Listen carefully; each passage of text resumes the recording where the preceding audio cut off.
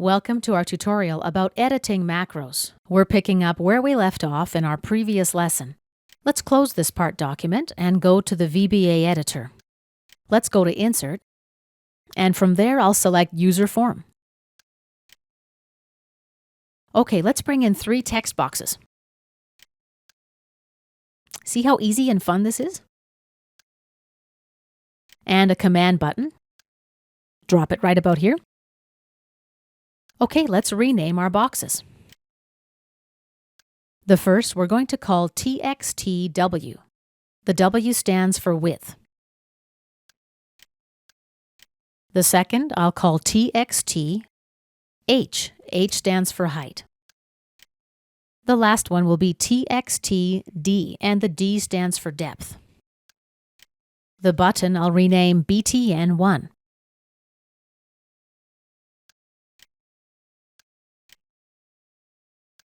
For the caption field, I'm going to type Go.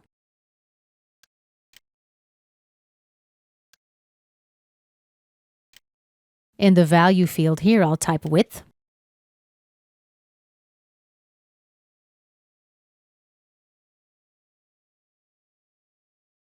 It'll be in centimeters. Next is height, also in centimeters.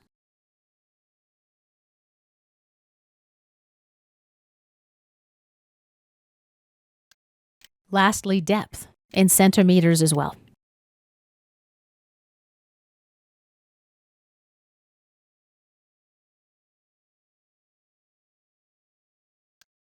Okay, let's fiddle with the Go button now. Double-click on it.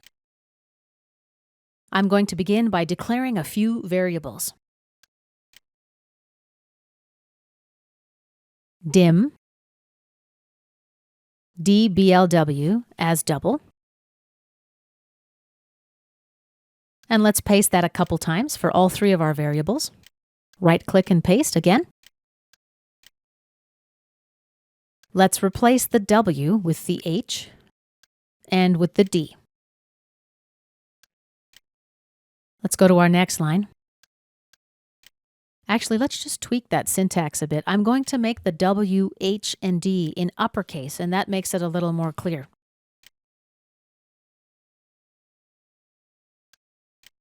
Okay, next line. DBLW equals CDBL, open parenthesis, TXTW, period, text, close parenthesis. The CDBL function converts a string to a double. Let's copy and paste that a couple times. Let's change this W to H, and on the third line, we'll change the W to a D.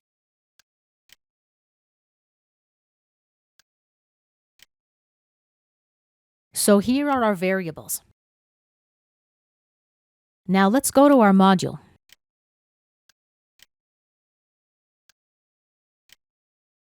We'll cut and paste a section. And let's paste it right here. Next step, I'll replace the argument literals with the variables we just created. We'll copy and paste down below.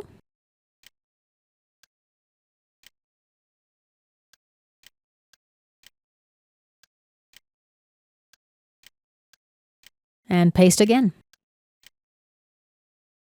Let's change to height. And lastly, depth.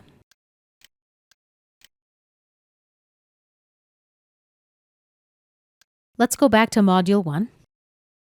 Here we'll type User Form 1, period. Show. And we're ready to test our macro. Let's go back to Inventor. We're on the Tools tab, select Macros, select our macro and click Run. Let's enter 5 centimeters for the width, 1 for the height, and 3 centimeters for the depth, and click Go. Close the box. Here's our solid. This concludes our tutorial about editing macros.